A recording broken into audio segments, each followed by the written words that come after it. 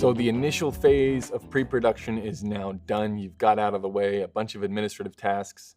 You've sent through quotes, you've organized crew, you've seen the treatment, you've looked at some of the agency boards that have come through. You're starting to get a very good idea of exactly how to proceed. You've formulated a plan, and this can happen, this could be 3 weeks out from the shoot, it could be a week out from the shoot.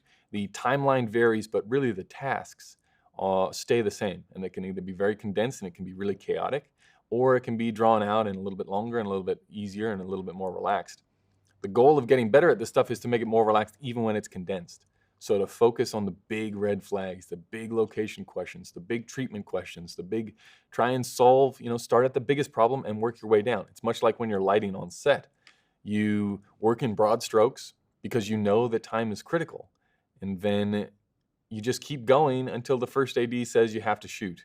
So with pre-production, you start with the big broad strokes, you start with the big broad problems, but there are always going to be issues that you can tackle or things that you can make better or things you can be more prepared for. So as you move closer to the date, your focus narrows and narrows and narrows, and you get stuck on smaller and smaller things until eventually you just start rolling because it's production day and you can prepare no more. But really, you should be taking it right up to the limit.